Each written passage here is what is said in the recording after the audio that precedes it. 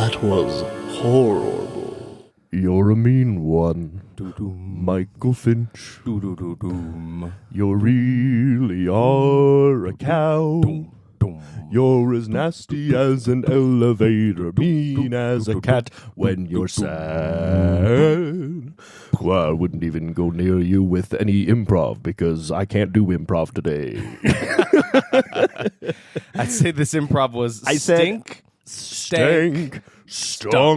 So we're recording at an earlier hour. It's in an the early, day yeah. It's today. the twilight hours of the day, And the reason we're doing that is because, guys, it's Christmas time. it's Christmas time, And we don't want to be recording on Christmas. No, I got my Pikachu beanie on. yeah, because and I it's got festive. a little nightcap like I'm Ebenezer Scrooge or Because- something like that. I mean, I'm Ebenezer Scrooge if he was a 13-year-old boy. what does that sound like? Crab bumbug. Crab bumbug. He hadn't quite figured out the phrase yet. Can you imagine if it was like a 13-year-old bully kid? But- Like Dennis the Menace. Can we do Dennis the Menace getting... But it's Scrooge. But it's Scrooge. Scrooge the Menace. You Yeah, will go. be visited by 3 spirits. The spirit of that kid you beat up the other day. That kid, the mailbox that you broke with your baseball bat. I'd like to see a And dance Old number Man with the Jenkins. mailbox singing to him. I can't think of it. No. You hit me with your bat. You hit me with... This is stupid. This is terrible content. me with your bat. You They hit me with have your not bat. eaten, is what I'm telling Emily, who's walking by with the dogs. Yeah, dog health is very important. Dog health. Let's be proprietors of dog health. Here at So That Was anyway- Horrible, we are proprietors of dog health, but also that's what we are. Oh, yeah. Welcome to That Was Horrible. We're not people who just feed their dogs. No, exactly. I'm Isaac. I'm Derek. Welcome to That Was Horrible, where we do our best at reviewing the worst. I hope you had a happy holiday season. This should be releasing on the 26th day after Christmas. And hope it was a wonderful, scary, merry time. Have you ever heard the song parody, "The Days After Christmas"? No. The first day after Christmas, something gave me a something. Is this real? My parakeet died or something. What? Yeah, it's pretty messed So up. it's just really dark version of the all of the I song? remember the 5 gold rings Uh-huh. or something, and turned my fingers green. Whoa. Speaking of green, That's what we call a segue. That's pretty good. Did you like That's that? not bad. So this week we watched The Grinch with Jim Carrey. No, close, close, but no cigar. The Grinch technically is in this movie. They don't ever call him so, but we actually watched the mean one, which rhymes with the green one, which is what he is. It is a parody in name only, And truly. really in name only. And they kind of play on that a lot. Hey, Isaac, what you drinking? What am I drinking today? Well, I'm drinking my mean one beverage made by my good friend Derek. What's Derek? What you put in here? I call that the Mike Finch. Is what I call Oh, okay, the Mike Finch. I dig this. I have to write that down. What's inside of this Mike Finch drink? All right, we so have? inside that mug that you got there, you've got about 6 ounces of Mountain Dew. You've got a shot of limoncello, a shot of melon Midori, Whoa. and a couple drops of grenadine. So what ends up happening though is you get a little green, bright green, glowing drink, and then you drop some grenadine in there, so it looks like blood drops. One time when I was a kid, or and a I guess candy cane. I guess when I was there's a little candy cane garnish That Isaac has dropped 40 I will times. drop many a time. It's delicious. When I was younger, when I was a teenager, I remember a couple of friends and I went out to a haunted house super late at night. We were about to pass out, and then one of their dads walked in the room and he was like, "Hey, you guys want to go to a haunted house?" Because he just saw a commercial on TV for it. We were like, "Okay, sure." So we go to the haunted house. That's not the interesting part. The interesting part is when we come back home, we're like, well, now we kind of got energy. Let's get some drinks to kind of keep us up, right? Yeah. So the 3 of us got 3 different drinks. I got Mountain Dew Voltage, the blue one, right? One of my friends just got a standard regular Mountain Dew, the green one, and then another friend got Red Bull. And then we decided to go home and put all of these 3 together. So Voltage, regular Mountain Dew, and Red Bull in a punch bowl together. incredible. I swear that shit glowed. It was insane. That's probably I don't the same remember most of the rest of that night, but that stuff never loses its fizz. I remember there would be later times we would have a party with some of our friends, and we put it in a punch bowl for people to enjoy. And the next morning, it was still sizzling because it was. Anyway, I don't know if that's legal to do. Why wouldn't it be? It feels illegal just because it was so incredibly caffeinated and carbonated. We had something like that too. we would put it in giant mason jars. What? Like those big ones. So they made these like to go. Yeah, we made them on purpose. It was Mountain Dew, root beer. I like how Mountain Dew is always at least a You have to have soul. Mountain Dew. That's like just teenage boys will be putting Mountain Dew in anything, Yeah, right? so it was Mountain Dew, root beer, orange not Fresca. What's the other one? What's the Fanta? Fanta. Mm-hmm. Orange Fanta, and then you top it all off with a Monster. And it had to be the full tall can of Monster. Oh man, so you'd that's like a lot pour of those drink. in there, and then it was bad. I think I only ever drank half of one before I died, And you saw God. became Charlie Brown's aunt. You say wah wah wah. Oh wah. my God! Speaking of Charlie Brown, What's up? Garfield is getting a game adaptation. Guys, we're back. We're back. We're so back. We're so back. Garfield is back. Welcome back to the fold. Garfield is getting a video game adaptation. The Chris Pratt movie is getting a video game adaptation.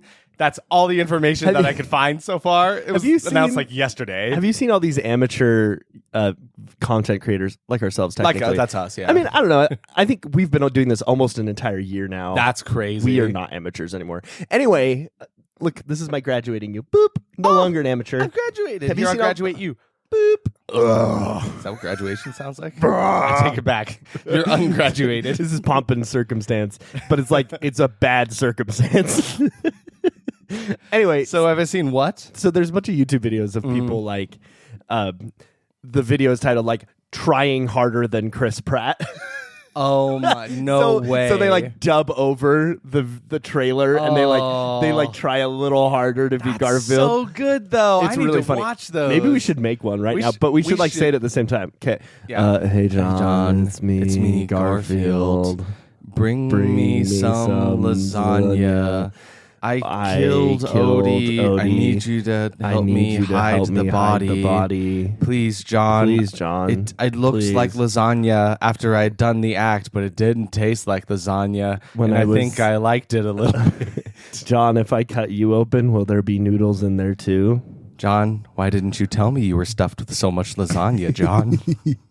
John, you were filled to the brim with lasagna. You were basically John Zanya. John Zanya. Okay, so how's everybody doing for Christmas? What are you doing for Christmas? You're just gonna walk away from the Garfield games. I'll come back. We'll segue back somehow. Somehow we come back because I want to discuss with you specifically, like, what kind of video game do you think it's gonna be? Like, what style? Like, is it gonna be like shooter, first-person shooter, RPG, side-scrolling? No, it's gonna be like Call of Duty, lasagna collector. Actually, no, it's gonna be like BioShock, but you're playing as Garfield. Yeah, and. Would you kindly bring me that lasagna over there? Would you kindly bring me that lasagna? I like to imagine like a first-person POV where it's like instead of holding a gun, it's just his claws in front of the screen, and you just scratch with those. Yeah. So what I'm hoping, yeah. like in all seriousness. Oh my God! Wait, but like imagine lasagna as a over. weapon. Imagine you're holding the lasagna and it shoots out sheets of Yeah. like the noodles. That's totally what I that's was the meaning. projectile. That's fantastic.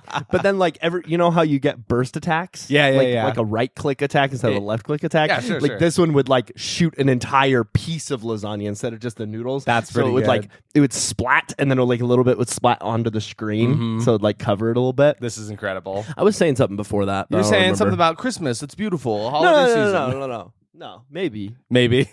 No, I was gonna say I want it to be like an old school video, like back in the day, like when. Like, for example, Series of Unfortunate Events came out, the one with Jim Carrey. Yeah, they released a DVD, a game companion with it. Oh, I see. So, like, those, like, really crappy, like, like, third-person jumping games. That's, like, the only way I can put it. It's that's like, really all, like movie to video game adaptations get, right? Yeah. With our luck, it'll just be, like, a mobile game is what we'll get. Yeah. It'll be like Candy Crush, but it'll be with the lasagnas instead. So you're sitting there and you're sliding and swiping lasagnas.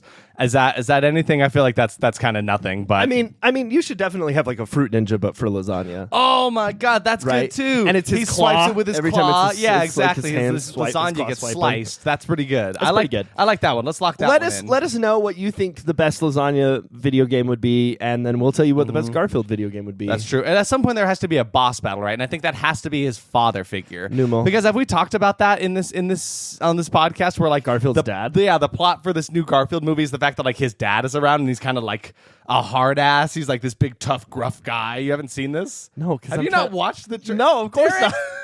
fake fan over here. Listen, we riff on it, and that's enough for me. That's I don't enough need... Garfield for your day. Yeah, I like riffing on it, but I don't know if I actually want to see it. I That's don't know if fair. I want to actually experience it. So we've riffed on a lot of stuff that isn't the mean one. Should we riff at all on this mean guy? Let's. I This mean, probably should. He's a mean green machine, and he's What? Okay, I got if you could nothing. take any character from Christmas lore Okay. and turn him into a scary character, what would it be? Ooh. I feel like I want to do those old still animation like the still animation Christmas movies. Yeah. I feel like I would want to do something with the Island of Misfit Toys. I feel like there's Okay. some fucked up toys in there. I was kind of thinking we have a story where the narrator for Rudolph the Red-Nosed Reindeer. The one that's a snowman? Or is that a different is he one? a snowman? I Yeah, I forget. think he is a snowman. He was actually He's my like wearing first thought too. The top hat. Yeah. But I want to see him come to life and just start murdering people. I mean, we watched that one a couple weeks ago. We watched Well, that's Jack Jack Frost. Frost. That is Jack Frost. It's been a fun Christmas season. That's why I skip past that one because I'm like, what's a different one? But imagine Island of Misfit Toys. We're talking like Toy Story with Sid, Okay. tearing them apart and putting them back together, Okay. making these really scary looking toys. Imagine that island. Yeah. That'd be like Doctor. Yeah. I have no idea. Scary doctor names. Doctor Otto Mortorano. I got nothing. Mortorano. Mortoriz. More Mortorisica. chorizo. More chorizo. More chorizos. Because it kind of sounds like messed up mortuary toys. and chorizo. Okay. So it's more chorizo's Island of Misfit Toys. But it can't be Misfit Toys. No, it has to be exactly. Misfit doodads. Misfit doodads, doohickeys. Doohickeys. Misfit doodads and doohickeys. More chorizos, Island of Misfit chorizos. Wait, dang it. Chorizo just means sausage. Chorizo sounds really good right now, actually. I would kill for some chorizo. You'd kill for some chorizo? You remember that one kill in the mean one that kind of looked like chorizo? I do. Good segue. Hey, so, hey, it's me, Tim the Timothy Man. How's it going? Damn it! So, I don't know if anyone It's the remembers. Christmas season. Can't you leave me alone? My Christmas gift I ask of you is no Tim the Timothy Man. Well, I killed him. He's gone now. So. Oh, no, come on. I turned him into chorizo. No, you That's know what what? you said you wanted. That's what you it's- said you wanted for Christmas. It's the holiday season. Tim, get on in here. Come on, it's cold outside. Why don't you come back in? Well, I was taking the holidays off. So this year, I just sent you a quiz that I found online because it was really stupid and I thought it was funny. Goodbye. all right, Tim. Okay. See you next time. So profproofs.com has a quiz. Quiz school quizzes, the mean one movie quiz. Oh I thought no. it'd be stupid to do it. Who took the time to sit here and make a quiz about this movie from last year? I don't know. Question 1. What is the genre of the film The Mean One? A. Romantic comedy. B. Christmas black comedy slasher. C. Science fiction. Or D. Historical drama. I mean, it feels pretty obvious. It feels like it's Christmas black comedy slasher. what? Is that right? What? Yeah, of course. All Of right. course that was right. You think this was a historical drama? I mean, it could be. Let's talk about that that one. These events actually happened, These like events- based on true events. story. Out in Newville, California. What's your next one? Well, hold on. I have to hit next on the computer. Who directed The Mean One? Steven I actually Spielberg, do not know. Stephen Lamorte, Flip Kobler, or David Howard Thornton? It's Flip. It's Flip, right? It is Flip. Flip Kobler. Because It he also is stars in this movie, doesn't he? Yes, he does. And he's your favorite Wow. character. Nope. He wrote the movie. Stephen Wrote Lamorte it. Stephen directed it. Lamorte. See, we're Wow. learning here. I- we are learning as well. The funny thing is, I actually knew that, and I totally went with you. I was You were like, oh, yeah, sure, of no, course. you couldn't be wrong. Which classic Dr. Seuss? This quiz is stupid as hell. very Which stupid. classic Dr. Seuss story does the Mean One parody in a horror-like setting? Green Eggs and Ham. Oh, it sounds the like Cat that in the one. Hat. How the Grinch Stole Christmas. Or Horton Hears a Who. You know, I feel like it was called The Green One. I could go with Green Eggs and Ham, but You could. definitely How the Grinch Stole Christmas.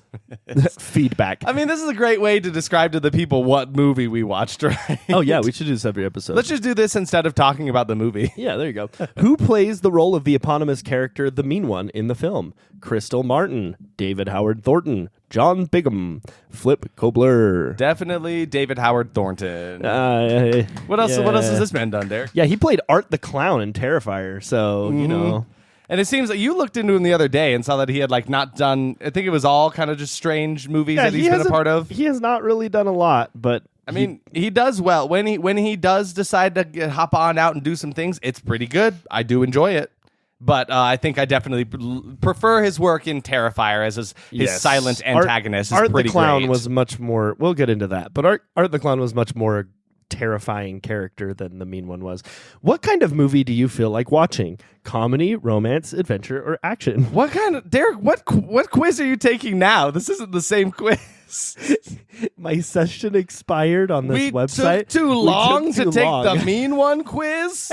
So it kicked We've me been talking for like 3 minutes. How long do they want? Are we trying to speed run the mean ones quiz? I don't know. When was the film The Mean One theatrically released in the United States? Probably October in December. 3rd, 2023, November 23rd, 2022, December 9th, 2022, or January 2023.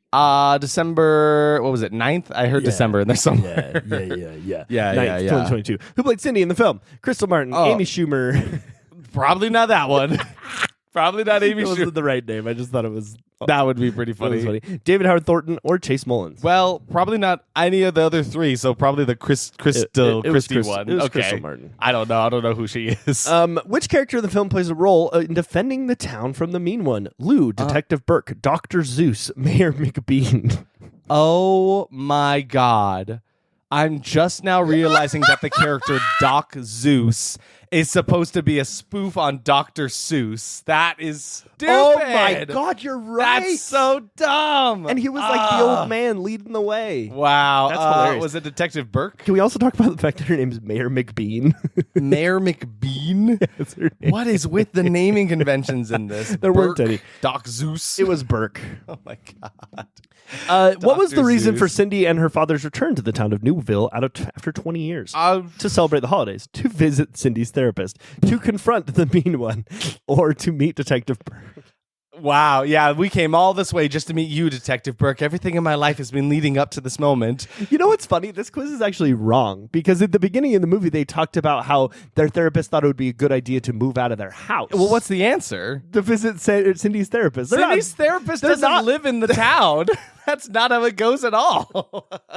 No, they're going to like settle things with the house because they haven't been there for 20 years, and they're like, it's time. Cindy's therapist recommends that they go there.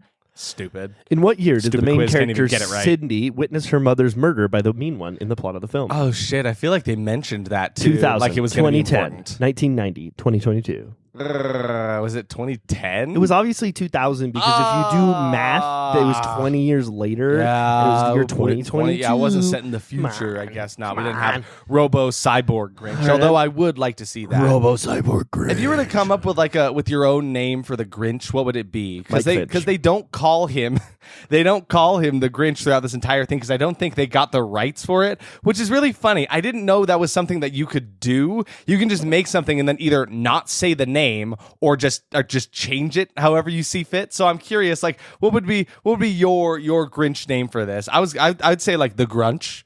Could we just change a letter in there? You're a mean one, Mr. Grunch. That's pretty good. I think it's Michael Finch. Michael Finch. Yeah. You're a mean one, Michael Finch. That's pretty good. Yeah. The works of Dr. Seuss, including Cat in the Hat and Green Eggs and Ham, will enter the public domain in January 1st of 2034. So in 2035, 10 years. In 2035, 10 we're going to years from next see week. an evil horror movie of the Cat in the Hat, right? Oh, we have to. But the thing is, we bring back Mike Myers. Yeah. Mike Myers is back to play the titular Cat He'll be in the like, Hat. what, 80 by then? Yeah, So, and he'll be terrifying. He'll be like the old, like gross. hardened Cat in the Hat who's seen. He's had enough of the Who's and Whoville, and he doesn't interact with those people. What is a Cat in the Hat? What is his deal?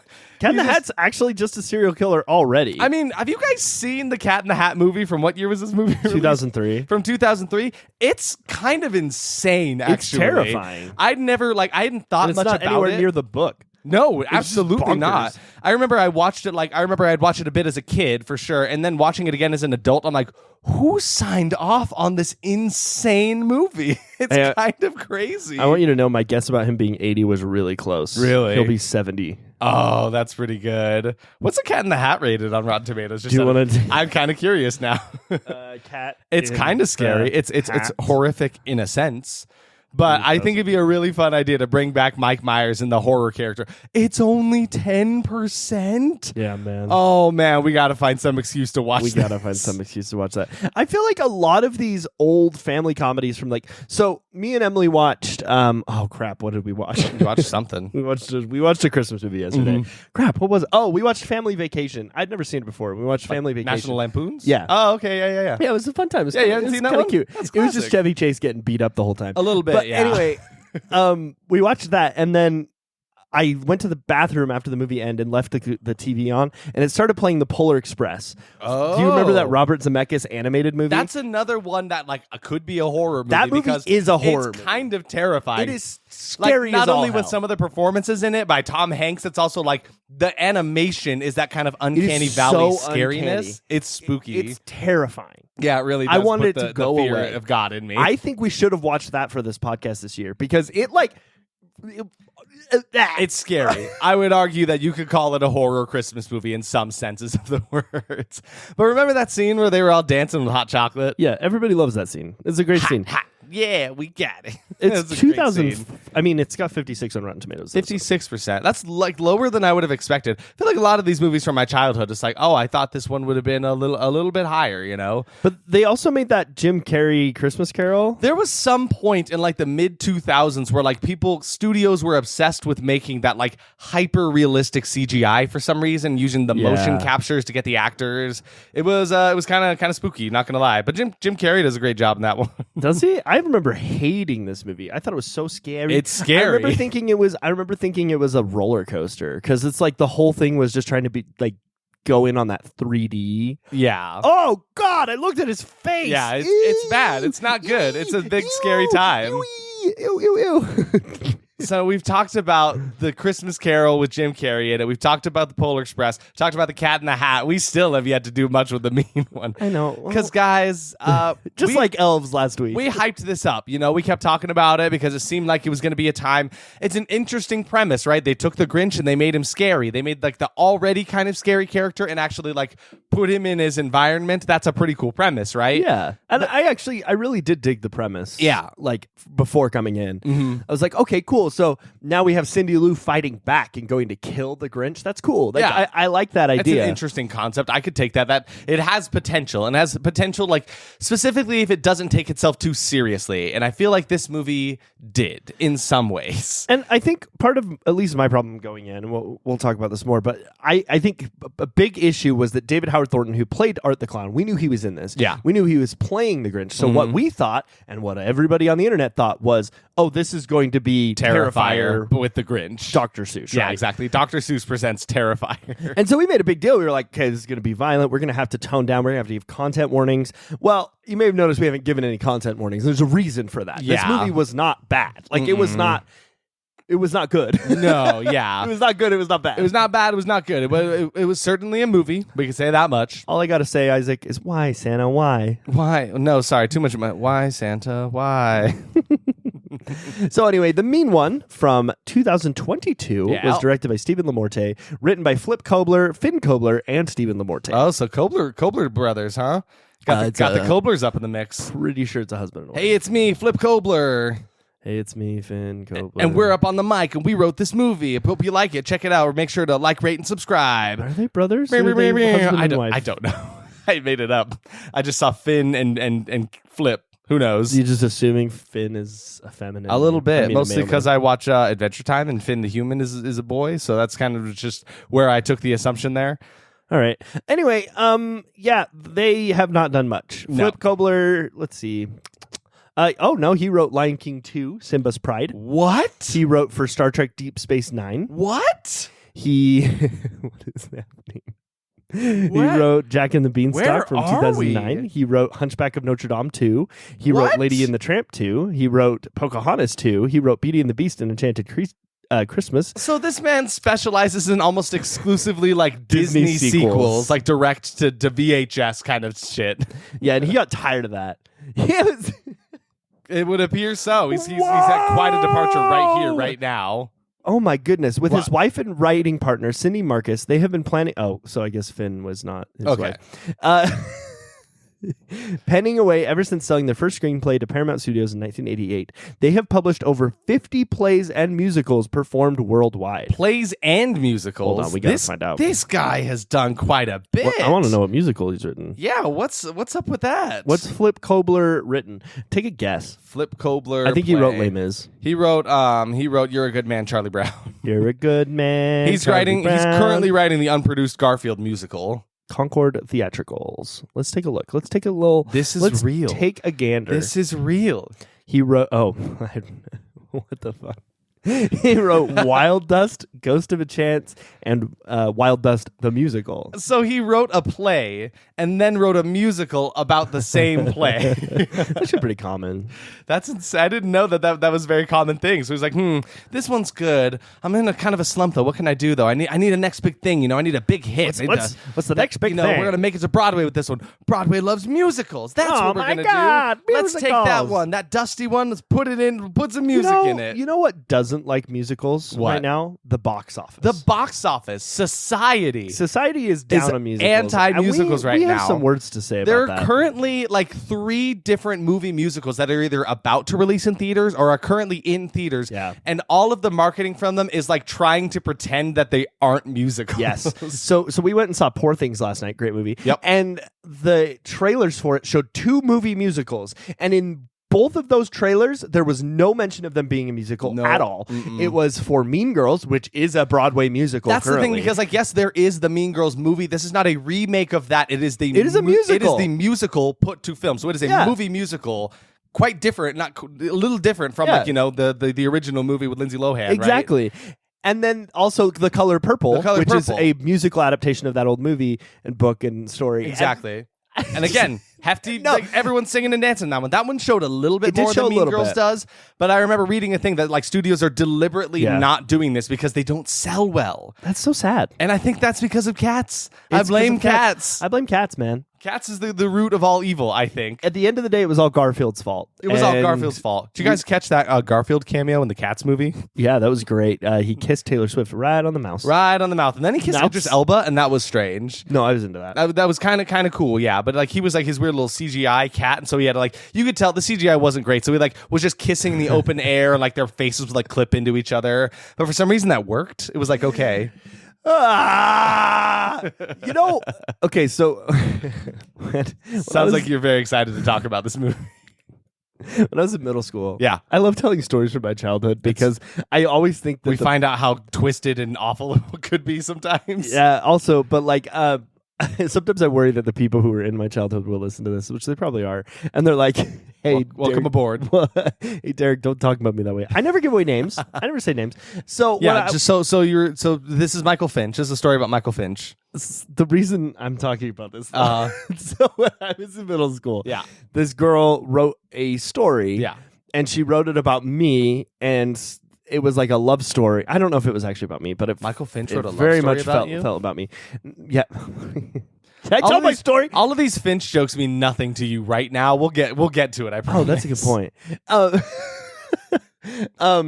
Anyway, she did this thing, and she described a makeout scene in this book. I'll never forget it because they were whole book. The 2 characters were eating scrambled eggs and making out, and they were there was a line about swapping at the same time. Yeah, there was a line about swapping the scrambled eggs back and forth between the mouths. What? And it stuck with me so much. I don't know why. Every time I eat scrambled eggs, I feel a little icky. What brought this up? Because I'm going somewhere with Tell me you have a point, because it's just gross. Because when you said that Garfield was making out with Idris Elba, I imagined him swapping lasagna with his mouth back and forth. Oh, no. Okay, so Rotten Tomato. No, I'm not done. I'm not done talking about the movie. Tell me more, and promise me you will not talk about scrambled eggs for the rest of the movie or lasagna. I've got a strict no eggs, no lasagna policy on this episode right now. Thanks. I just need to get that out though, because it's been stuck in my brain for a long time. This is your therapy session. And now, as your therapist, I'm going to tell you to go back to your hometown and fight a Grinch. Okay. Thank you. Here's your check. Are you in that therapy? Because some quiz on the internet told me you would be. No, it's all lies. So it was also directed and partially written by Stephen Lamorte. Probably just Lamort if he's French. He hasn't really done very much. Mm-mm. I mean, he's done like a bunch of things, but like nothing like recognizable, right? Yeah. He did a movie called Bury Me Twice, which got pretty good reviews, but really? I don't know, it was an action movie. I didn't see it. Yeah, it would appear that this is probably the biggest thing that his career will see. Just because I feel like people liked the premise. They heard like, oh, I mean, it's just like what happened with Winnie the Pooh, Blood and Honey, right? It's like people were curious because they wanted to see, Pooh Bear in this horror environment. So people were like, okay, cool, we're doing the same thing with the Grinch. Let's see how this goes. And I do think David Howard Thornton did have a big part in the selling of this movie. I think, absolutely. Because I mean, that's the only reason I cared. I was gonna say, I was about to say it's mostly why we watch it. I'm pretty sure it's the only reason we even bothered to check this movie out. Yeah. So Rotten Tomatoes is sitting at a 20%. Audience scores at a 49%. 49. That means almost 50% of people that reviewed this on Rotten Tomatoes liked it. Like, think about that. We were talking about what the Polar Express is at like 56%. That's only 7% less than that. Yeah, the audience thinks it's on the same level as the Polar Express. Are we sure? Are we sure? Are we positive? Are we sure? I mean, I didn't really like the Polar Express. It scared me real bad. Yeah. But, you could like it. Letterboxd is at 1.9. IMDb is at 3.8. Okay, I could not find a budget for this movie. Oh, really? Along with a couple other things, I reached out to the Mean One for a statement. Oh, yeah. And I have not tried heard to get back. a statement. That's actually true. I emailed them. Let me tell you how this really went. Derek was bored during the movie because guess what? It's not incredibly interesting a lot of the time. So he was dinking around on the internet, beep, beep, beep, on his little computer, and he finds a website, a very shitty website for the Mean One that they had created. And down at the very bottom was an option for like contact us. And so he's like, and he just asked him writes a couple them an email. Send him an email. I said that we were a horror movie podcast that I think I said we focus on poorly reviewed lower movies. rated. Because I didn't want them to be like, oh, I don't want to talk to these guys to talk about. They have to know the score of their movie. It's true. It's obvious. They have to be very aware of that. So if you're here, if you're listening to this right now, hi. Hey. Your movie was a movie. Your movie was a movie. And we checked it and out. We watched it, and there were some things I really liked about it. And there were other and that's things, what you need to know. And we'll talk about it. And but how about you stop here? Yeah. Like right here. Yeah. This is enough for you. Thank you. And Have a nice day. Maybe email us back. Maybe respond to my email. Yeah, because we got some questions. I reached out to you for a statement, and you didn't respond to me. And that's not a good look. Just saying. Just saying. Ooh, that's Flip looking Kohler? bad on you. What is Kobler? it? XYZ Productions and well, they didn't. Who was the other one? There was another one that was involved. I can't remember. It's like something about being in a house. Can't remember.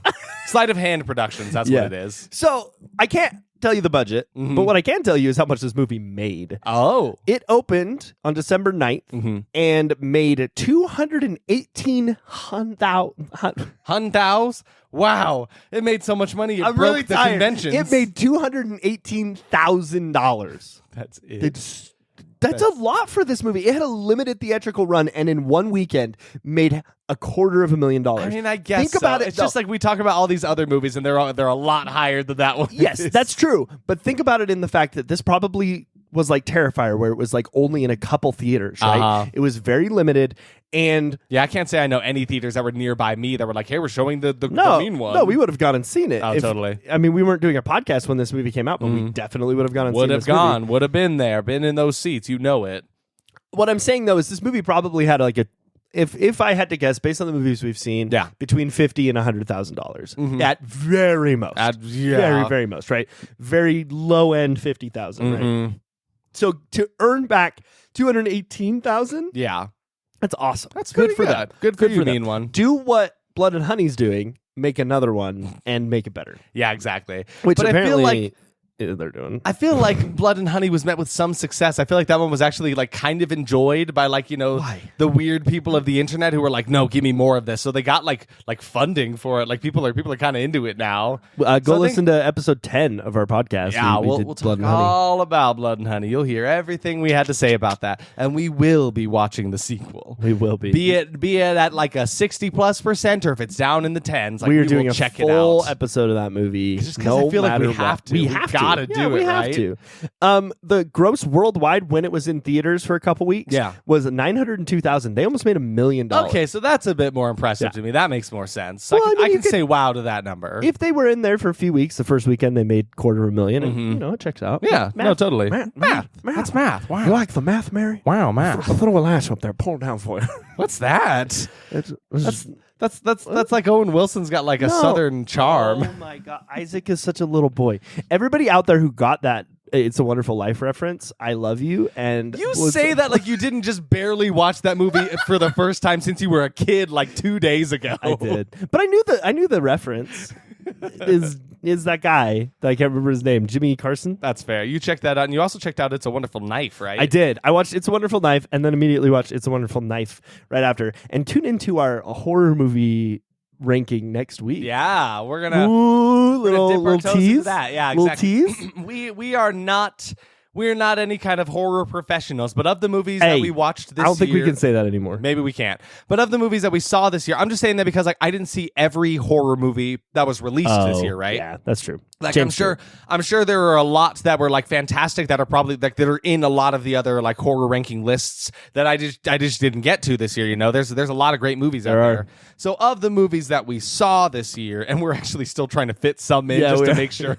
I have some on my list currently where I'm like, if I can get this in before we record this, maybe it'll make it on my top 10 list. I mean, I don't know. It happened yesterday to me. It happened to me a couple days ago. I watched a movie I'd never even heard of, and then it is now like number 5 on my ranking. Yeah. So anyway, we watched horror movies. Look forward to that. We'll get into the nitty gritty of that and tell you where we sit and how much we differ from each other. I'm a little curious about that. I'm very curious too. I think we'll be the same with our number 1. I was gonna say I worry like a lot of it will be the same, but I feel like we've got some that are not on each other's list. So we'll see. We'll be posting the full live video to YouTube, and then we'll also post a recording to Spotify. Yeah, as well. just in the usual channels. We're not gonna leave anybody out. You know, all are welcome. All are welcome, just like Christmas time and just like in the Whoville. Anyway, so James Stewart talk like the Mumar, talk like this, as he really sits on the syllables. Yeah, you know, not from the South necessarily, but he sits in the cereal bowl. He shits in a cereal bowl? Is that what you just said? He sits in a cereal bowl. He shits in a cereal bowl. Hey, it's me, Jimmy Stewart. I'm playing Garfield. I'd be into that. Can we get some like overtly British person to play Garfield next time? It's not like it's me. I hate Mondays. Hey, I'm Garfield. John, I'd appreciate it. A spot of tea with my lasagna. Jonathan, please, a spot of tea. My lasagna is getting cold, John. Please, put it back in the microwave. And John apologizes to whoever he has over. He's like, sorry, he's been watching a lot of The Crown lately. I am the queen of this couch. Please move yourself. Remove yourself. OT, off with your head, young one. I like the almost T on OT. OT. Oh my God. Okay, we have to do we voiced Garfield better than Chris Pratt, or we tried harder than Chris Pratt. But it's British. That's it. I'd like to do an Irish too. But he's like pretending he's the queen, so that means Odie in this sense is like a corgi. Yeah, that's gonna happen. That's us. We'll make the time. We'll make it happen. We'll do better than you, Chris Pratt. Someone's gonna bring this up to me in like 3 weeks. They're gonna be like, "Hey, whatever happened to that video about Garfield being British?" I'm like, "What, man? It has already happened, and it happens so quick." I remember, like, I think we've talked about this before, but like, people who listen to podcasts, somehow we remember a lot of what goes on, but the people on the podcast do not, right? Yeah. So like, I remember people talk about it in episodes that like people brought this up to us, and they were like, "I don't remember that happened like weeks ago." Yeah. And I was like, well, that won't happen to me. And it does. Literally, people talk about stuff we released last week. And I'm like, what? Like someone asked me a question the other day about like one of our first, like the American Werewolf in Paris episode, actually. What a great movie. And I was like, I sincerely have no recollection of who that person is who reviewed that movie. Do you remember who what the question was? What the question was? No, I can't. Something like not even that important. You can't even remember the question. No, see, that's the thing. That's how far away I am. Actually, question, Mayor. I'll throw him. All right, let's talk about this garbage movie. Yeah, so I mean, great movie because the great. writers are probably here. They're probably tuned in right now. Even though I told you to get out of here a little while ago, what are you still doing here? For your own safety, I recommend you get out of here. What if they emailed me back right now and was like, during the podcast? That would be hilarious. So the critics' reviews for The Mean One on Rotten Tomatoes. There's a whopping 25 reviews, 5 fresh, 20 of them are rotten. Yeah, man. So let's start. I guess I'll start with this one that is seemingly positive from Michael Talbot Haynes from Film Threat. Says it hits that evil satire sweet spot like you wouldn't find in a Mad magazine, or that you would find in Mad magazine in Satan's outhouse. In violent Christmas debauchery, The Mean One couldn't be better. Interesting. John DeHaan of Nightmare of Film Street, another horror podcast. See, they're on here. We should get on here. We gotta get on here, I think. Get on here. The Mean One is by no means a triumph, but it is fun. Yeah, it's got bad Photoshop and a nonsensical strip, but it is, you guessed it, fun. I would kind of side with that one. Justin Brown from Medium Popcorn with a rotten review says, short and sweet, this movie makes no sense. I couldn't wait for it to end. Oof. John Mendelson of CBR with a positive review says, The Mean One is nothing more than a silly holiday slasher, but its outrageous scenes of carnage and central performance make it a fun romp. So expectations on this movie. I was going in generally expecting a pretty fun, campy time. Not a movie that I could call very good, but a movie I could be like, oh, what a fun, funny concept. You know, they really went some weird places with it. I was expecting to come out with a fun movie, not a good movie. And my general expectation was just, it won't be Whoville, but Whyville.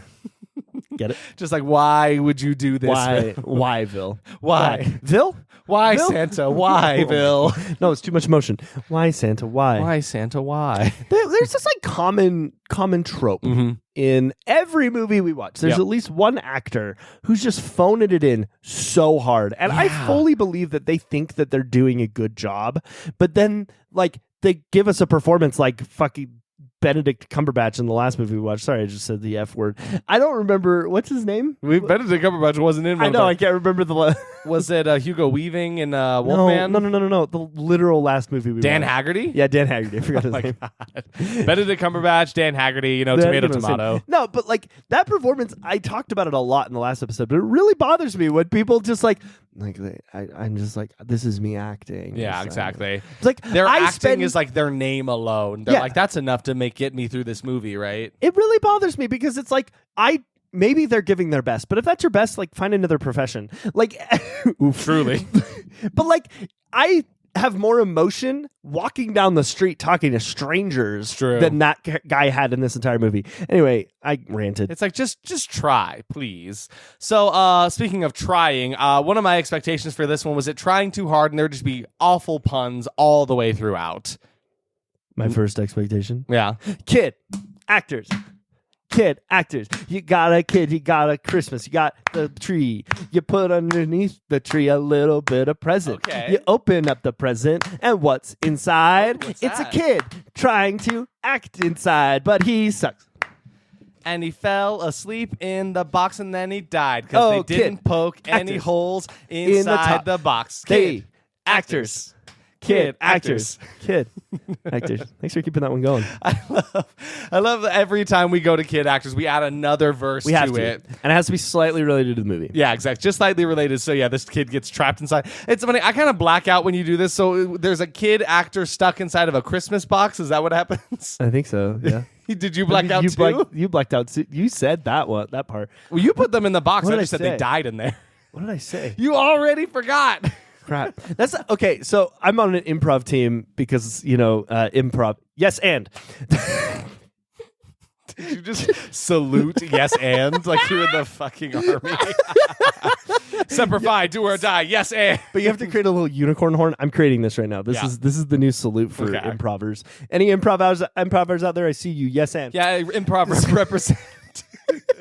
No, so like there's a salute for cults, right? So like improv is obviously a cult. Yeah. And the yes and salute is you put a fist on the base of your forehead and then you create a unicorn horn. Yes, and. So you like pull out the horn. Yeah. You grab your horn, you pull it out. Because knowledge is power. It's yes, and. Yes, and. Thank you, ma'am. Something. I can't. What? Oh, I just like because of the army that Semper Fi, do or die. I was like, what could we add? Like, yes, and. Laugh or die. Yeah, I guess. But it has to rhyme with. yes, and in the sand. Yes, and I have a band. Don't be bland. Yes, and don't be bland. Yes, and don't be bland. Yes, and don't be bland. Yes, and don't be bland.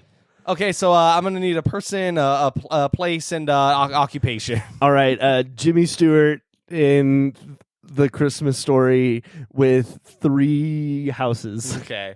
Hey, it's me. I'm Jimmy Stewart in The Christmas Story. I have 3 houses. You gotta do it right, Mayor. I've got 3 houses. I need to pick one. Oh no, it's a Christmas story. That little boy out there's got his tongue stuck to that flagpole. It's my favorite kind of improv joke where a person just deliberately just takes all of the information, says the words, adds nothing new to the situation whatsoever. So stupid. Anyway, yes, and don't be bland, please. Yes, and don't be bland. So my next expectation for this movie says the funniest part will be their workarounds for not saying the Grinch and Whoville, because I didn't know this until we watched the trailer, but it became blatantly obvious that they did not have the rights to the Grinch, which I thought they did at first. So they had to find ways to change certain things and like make it the Grinch, but not make it the Grinch. So I thought there would be some hilarity in how they would change those things. Yeah, I mean, my expectation was basically the same. A horrible attempt at keeping it separate from the original story. So there you go. Yeah.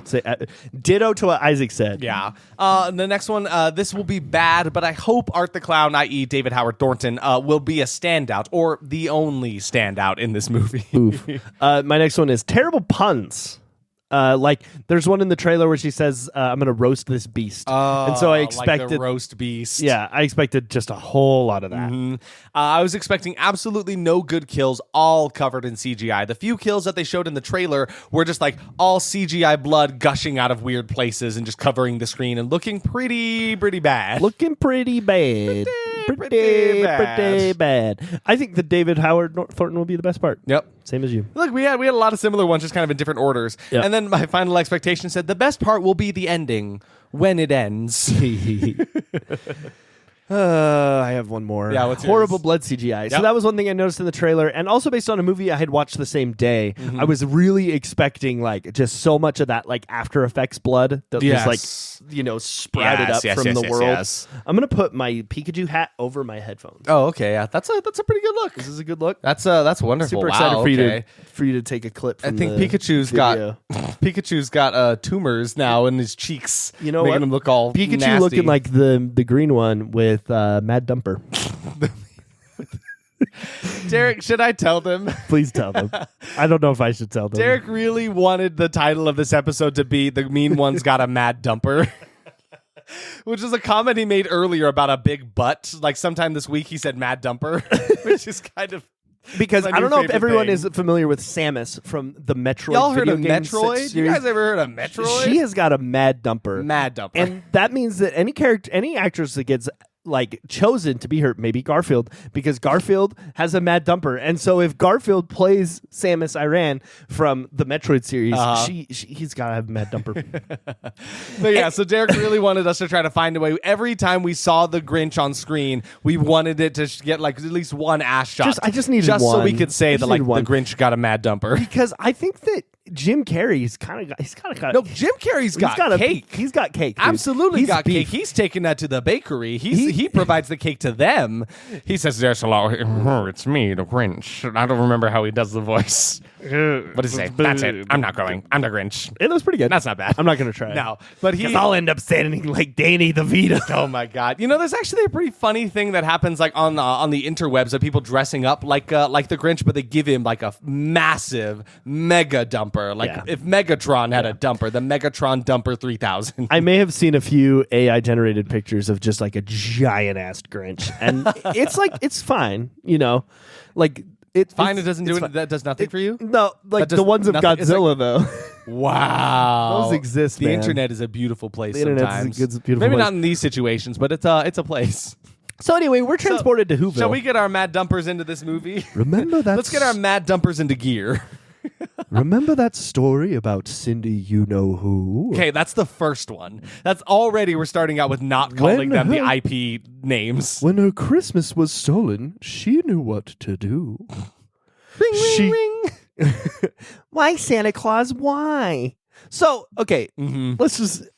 It's immense Hallmark family movie vibes, like right out the gate. And we zoom in on this little girl at a Christmas tree talking to Santa Claus. And oh my God, kid actor. Yeah, man. She was, I'm sorry, little girl. I want to give her a pass, and like, kids don't have to be good actors, but there are good kid actors, right? Absolutely. And I don't know if she's one of them. Yeah. So anyway, for some reason, Santa Claus did something wrong, and she's like, "Why, Santa Claus? Why?" Yeah. What was he even doing? He was doing nothing. But this was actually one of my favorite moments in the movie because the Grinch, which we now know is the Grinch, but it looks like Santa Claus. Yeah. He like pats her on the head and does this little like shush shush motion. Yeah, like shoo away, get out of here. And it does little fun sound effects. Oh, that's right. It felt like Jim Carrey. Cartoony sound effects there. Yeah, I did like that actually. Killed him with kindness and the surprisiest of surprises. That one simple kiss on his cheek made his heart grow 3 sizes. They loved their Christmas, but those folks down in town. But what if it said that's not how it went down? So it tells us a little story about Cindy you-know-who, not Cindy Lou Who, going down, seeing the Grinch dressed as Santa, I guess. He's doing something he shouldn't. I can't even really tell. Maybe he was taking the presents. I think that's what he was doing. He was putting the presents back in his sack, right? Okay. So he's taking presents away, and she like says, "I forgive you," and like kisses him on the cheek, and then the narrator is like, "But actually that's bullshit, that didn't actually happen." And then there's like a tape rewinding sound effect when all of that is just like retconned, and instead what happens now? Why, Santa Claus, why? Our tale starts just the same coming out of the gate, but this time we're adding just one twist of fate. The deed had been done, and now it's too late, and that one alteration turned love into hate. Yeah, so instead what happens is Mom comes in, and she kind of goes crazy on this guy. She's like, "Get out of my house, you're a monster," and starts trying to beat the shit out of him with this nutcracker she picked up off the ground. It's so silly. Yeah, and so then, I don't even remember what breaks, but something breaks and falls on the ground with a nail sticking straight up out of it, and the mom, in her fight with this Grinch, falls down onto it, and it pierces straight through her neck. It was brutal. Yeah, and then Cindy's like, "You're a monster." I guess I should really quick say, content warning for just like general violence. Yes. There really wasn't anything extreme in this movie, but we will be talking about some pretty gory scenes. Incredibly mild sex and nudity, some severe violence and gore at times, some profanity, alcohol, drugs, and smoking, and some intense scenes is basically all we got here. Nothing quite so awful. But then something happens where Cindy calls the Grinch a monster. Yeah. And he looks really offended and then leaves. Yeah, you can tell like that's a turning point for him. He gets pretty pissed off about it. He's like, I'm not mean, I'm no monster. A monster was loose, both hated and hater. Now let's find our Cindy nearly 20 years later. So now 20 years later, Cindy and her dad are heading back to town. We hadn't seen her dad at all. And mind you, this is Flip Kobler, one of the writers for the movie, right? Yep. Yeah, so they're going back. And like, I do want to see Derek's doing the narration voice. The narration over the top that was rhyming through the whole thing was actually kind of fun. I liked it. There's a reason I'm just like verbatim saying the narration because it was the best part of the movie. Yeah, sincerely, in my opinion. and it was throughout too. So I'm like, okay, that's kind of fun. Helps us feel like we're in the little old the story, right? Like it's reading from a book. I kind of dig that. Whoville, instead of that, it is now Newville. So that's their workaround for that one, which I feel like there could have been something better, but maybe there wasn't. It wasn't fantastic. And right off the bat was the thing I was screaming about the whole time that I really had to email them about. Yeah. Was this place looks so much like Utah. It really does, It had to be the Rocky Mountains. I actually made a note later on that if this wasn't filmed in the Rocky Mountains, I would give my kidney to an orphan. Because no, you have to say it right. Because when you told me you wrote that down, you said, "I will sell my kidney to an orphan." Okay, I'll read my note. Let me read my note. Yeah. If this movie isn't filmed in the Rocky Mountains, I will sell my right kidney to an orphan. Which is so funny because that implies that it's like, it's not giving. You were not just like, "Oh, I'm going to steal from the rich and give to the poor." You were implying that this orphan's got the money to buy your organ off of you, buy your kidney. The fact that I'm selling it at all, I mean, I'm not going to want that much money for it. I'm still doing charity. Like, if this little boy or little girl needs a kidney, I'm not going to be like, "Give me money. I'm Ebenezer You said Scrooge." you would sell it, though, so we got to run with that narrative. I like to imagine it's like, Poor boy. He's walking down the street. He's clutching his stomach. He's like, oh, please, my kidney. Please, sir, arms for a miserable woman. And then I'm like, arms? Okay. And slice off my arm, hand it to him. You're like, here you go. He's like, oh, thank you, sir. But I didn't really think need I'd a have to kidney." resort to cannibalism, but this is all right, I suppose. It doesn't taste very good. Supposing you have a kidney. You're like, oh, well, that's not free, little boy. Oh, you gotta... It's Santa. What do you want for Christmas, little boy? A new kidney? Oh, well, that's not... I don't give those away. You like reach in, you hold it out like, all right, that'll be $500. Oh, wow, $500. Sir, I'm an orphan. Sir, I don't have the funds here. Well, then I suppose you won't be getting a kidney for Christmas this year. Oh, holy shit. Was I way off on the price? I was giving him the friend's discount. The average cost for a kidney is $442,000. Guys, I'm gonna go sell my kidney. I don't know about you, but I don't need the two of these things. I'm out of here. We're making some jokes here that are pretty offensive, and I would like to take this time to apologize. I do apologize. Let's get ahead of it right now. We don't have to make an apology video right now, right exactly. here. We don't need to get you and your ukulele giving us an apology video.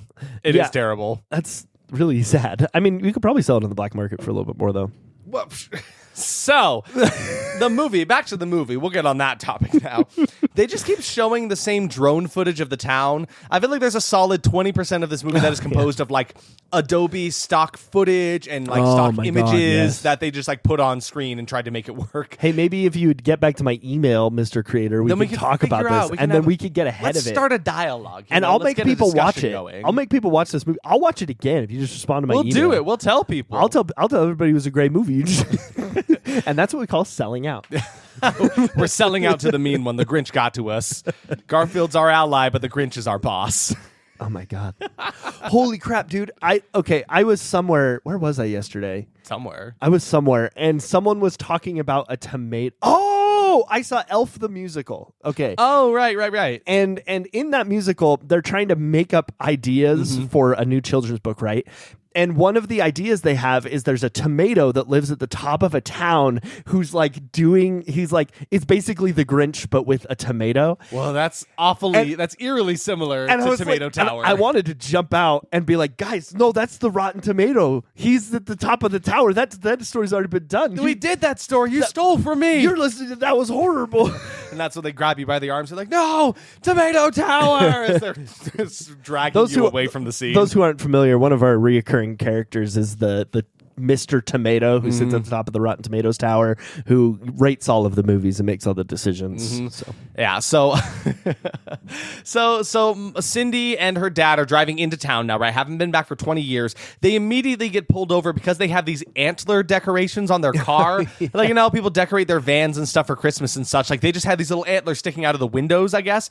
Yeah. And like they get pulled over for that. The cop's like, sorry, that's illegal in this town. Like, is that true? Can that be? Also, this is one of the many things in the movie that never came up again. Like, it was just like a way for to introduce this detective character. Yeah, and I think the only reason that even mattered at all is because there's a pretty strict like no Christmas thing going on in this town, which we'll get into later. But they get pulled over by this guy. It just introduces the cop character, Detective Burke, and he's supposed to be like, from the start, he's like this. He's the love interest to our main character, Cindy. It's so bad. Who's acting like she's like a child too. Like, her dad's kind of embarrassing her. She's like, "Stop, Dad." She's like a grown woman. Who does she look like, Derek? She looks like Meredith Palmer from The Office. Like 100%. Just a slightly younger version of her, but it looks almost identical to that character. So we should actually talk about her real quick. Yeah. Because you mentioned the fact that she is not normally like an actress, right? She does something else in her free time. Yeah, so she's actually a stunt actress. Yeah. She like dips her toe into acting every once in a while.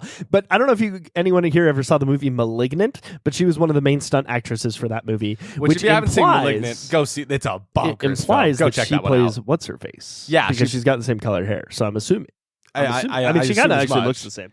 But she looks like Meredith Palmer from The Office, does not look very young. And so now her and her dad, we get a lot of We should them say she does look like a young Meredith Palmer. Meredith Palmer, please. Let's just like clarify. She's just, good-looking woman. The background of this movie is always showing the mountains with like this one giant twisted CGI mountain in the back. It's kind of funny to me, like trying to make that look like Mount Newell or whatever that is from is that what it is? What's it called? Mount Doom. Are you sure? That's not what it is. How the Grinch Stole Christmas, he's got to mount something. Wait, what? You're talking about Lord of the Rings. What if we did a Christmas special with Lord of the Rings, but it was like how Smeagol stole Christmas, and he's sitting up there, his little sleigh, and then like Frodo's coming up, and he's like, "Oh, look at those pesky hobbitses coming to steal my Christmas." This is an interesting take. I don't know what that voice was. Wait, how does Smeagol sound? I'm actually pretty decent at Smeagol. I just can't remember. Oh, really? Then give it to me. I can't remember it. No, you got it. It's like I'm struggling to do it. They steal this from us. No, I can't. Wait. Wow, it's gone. It's not even in my brain anymore. Smeagol. All right, everyone, send in your best Smeagol impressions. I know some of you got them out there. Derek's still. You're just Marge now. No, it's more like. Oh wait, yeah. There it is. That's it. The stole my Christmas. They're some precious. The stole the Christmas. This is terrible. This is nothing. What are you? No, this is awful. Oh wait, yeah. We were looking up the Grinch mountain. Oh, it's Mount Crumpet. That's what it is. Yeah, that makes more sense than Mount Doom. Mount Crumpet. Yeah, definitely not Mount. You know Doom. what the best content ever is? What? A bunch of nerds trying to do Smeagol impressions. I've been saying it. I've been saying it for years. People love. We've been trying to get Smeagol on the podcast for years now. Years in this less than 1 year we've had the podcast. But anyway, it's funny how like they try to make this mountain fit in with the rest of them, because like they have a normal mountainscape, like the Rocky Mountains or whatever they are, and then there's just this one big bad looking CGI mountain. Yeah, it's pretty stupid. Not great. So they've come back to town to sell the house. Her therapist says it's time. They're not coming to visit her therapist like the stupid quiz wants you to believe. Don't believe the fake media of this quiz from Pro whatever website. So first night at home, Cindy has a restless night, dreaming of getting attacked by, quote, the monster, because they still haven't called him the Grinch, actually. We get a flashback to little Cindy talking to a cop the night that it had happened, right? He found a green ski mask at the scene of the crime. So he's like, are you sure this is who you saw? He's like, now monsters aren't real. She's like, monsters aren't real. So he's kind of gaslighting her into believing there isn't a monster. Yeah, it's pretty messed up. Yeah. This town is pretty anti-Christmas, as it would appear. Nobody sells Christmas decorations because apparently nobody buys them. They're just very, very anti-Christmas here in this town. And there are reasons for that come up at a certain point. The narrator said something here. Oh, please. Awash in the memories she left far behind, Cindy was determined to stay inside her mind. Oh, man. Like, what does that even mean? I don't know. I guess not to go out of your mind. I guess that does make sense. Derek, tell me about the silence between the lines. Ah! How was that for you? Was that a good experience? That's the opposite of what it was. Let's give the audience, let's freak everybody out and make them think that their like device has broken. Yeah, by showing them what in between dialogue was like in this movie. Yeah, it was just like that, Derek. Literally just like that. There's no background noise at all. It's just dead air whenever they want to take a dramatic moment. And there are a lot of melodramatic moments in this movie that I can't tell what tone it wants to take. The first time we noticed it was after the cop pulled them over, and they're sitting in the car driving, and we noticed there was no car noises. No sound at of a car The going. car was obviously not moving. They were just sitting there, and it was just silent. Like that's just complete that's silence. filmmaking 101. Like sit in an empty room and it is not silent. There is still some sound going on, right? They had to like muffle it or something. It felt intentionally silent in the worst way. Awful. Very bad. Yeah. So it continues. It continues till about halfway through the movie. Then it just kind of stopped being a problem. Like, I don't know. They had different editors halfway through the movie. I'm convinced what happened is they're editing away. And they were like about to render the movie, and someone was like, oh, I forgot to edit that one part in the car scene earlier to add like a honking horn or something, and they deleted half of the track and didn't notice, and then they exported it and let it render, and then they put it through everything, and then they listened back and like, where's the noises? There were noises, but they deleted it, and they were so lazy to go back and fix it that they just did. They didn't have the funds. They had no time. They just had to do it. But yeah, the dead air is pretty awful. So we get this like Hallmark movie scene with Cindy and Dad decorating the house, and these two do not feel like a father and daughter in the slightest. No, everything they do is so corny and so forced. Like the dad's trying to dance with her while they're trying to decorate the Christmas tree, and it feels so awkward. Like she's an adult woman. Like it doesn't make sense that the way they're acting with each other, right? My absolute favorite thing about this is they didn't get royalty-free Christmas music. Oh no. They just say things in like rhythm. Yeah. Like there's like one point where he's dancing and he's like, ooh, Christmas song, yeah, and then he's like pretending to play air guitar. It is so corny. Which is funny because there was some like not rocky music underneath this scene specifically, right? Just like it's just like cheery Christmas music, but he's like sitting there trying to rock out by the Christmas tree. I like think he literally was rocking rocking around the Christmas tree. Thank you very much. Yeah, they were kind of obnoxious. Also, the dad is kind of poking fun at the daughter this whole time about like the mom being dead and stuff. Why isn't he more bothered about the situation? I don't know. It was also his wife that died, you know? Why is he so like casual and unbothered about the entire situation? Like he really does not seem to like, because like what is it when he's talking about how they're coming back to town, therapist recommended it, he's like, she's got PTSD. Like, yeah, she's a little traumatized, her mommy died. My man, your wife died. Is that not a problem for you? But then that scene ends and it was kind of awful. Cindy goes out to take out the trash, and while she's taking out the trash, the Grinch makes his way into the house and Dad gets attacked. And this assailant, because we actually don't see that it's the Grinch right now, was like covered in shadow, so you really can't see it. Then Dad gets pushed against the front door, which has got one of those like window panes at the top of it, and his eye gets stabbed through from the back of his head through the window with his eyeball on the end of like this candy cane, I think is what he got stabbed with. A candy cane. And then the monster just steals all of their Christmas decorations. So like kills Dad, takes Christmas, I'm out of here. Oh, Isaac. What? That's why Christmas decorations aren't allowed. You didn't get that till just now? Don't yell at me. Yes, the Grinch has got a thing against Christmas. That's why it's a strict no Christmas thing, which comes up later. Okay, I watched the movie. I did. I was here. The end makes sense. I got that in the moment. Yeah. I just didn't think back to this moment until now. Like they do plant seeds throughout, and it's just like, it's also just like, the Grinch don't like Christmas. It's in like nothing super original from that. Right. Everybody knows that. The book. Everybody knows that. But yeah, like kind of gruesome, weird. Again, the kill of him getting his eye gouged out, not incredible. Didn't look that great. But you missed it. We had to actually go back and rewind because I sure saw that eyeball. Yeah, because I saw him get stabbed through, and Derek's like, was that his eye on the end? I was like, huh? So we had to go back, and it was so quick you could barely see his eyeball on the end of the candy cane as it gets pierced through the window. Yeah. So then she wakes up from like a nightmare in a hospital. So at first I was like, did this happen? But then I guess so, because the cops are interrogating her there at her house. Yeah, man. So I don't know how she ended up in the hospital in the first place, but the acting is criminal. It should be a crime how bad some of this acting was. And no one was yes-anding anybody. No, it was so bad. It was so bad. At the funeral for her father, we see this awful CGI headstone. There were so many of these where like it was clear that they had really filmed something and then tried to like Photoshop over the footage, and it looked terrible. It was awful. Cue me writing yet another note about this being in Utah. Yeah, because again, it looked like a Rocky Mountain. It looked like a Utah graveyard. And based on what I can find, I think it might have been in California. Yeah. I think I might have to sell my kidney. Honestly, though, that orphan's looking at you, and he's like, I'm getting that kidney, Derek. His endorphins are raging. He's going. He's an orphan. Oh, man. His orphan with endorphins. The orphan endorphins are raging. The orphan endorphins are raging. This movie has no music at all either. Nah, that was another thing that we noticed. Like, maybe that's what bothers us so much about the fact that there isn't any like background noise. There's also no music playing throughout most of the scenes. Mm-hmm. Any music in scenes is like awfully deliberate and like makes sense for it, but there isn't any background music at all in the entire thing. Also, the color grading in this movie is awful. It's so gray and drab. Like it just makes this whole movie seem so lifeless and boring.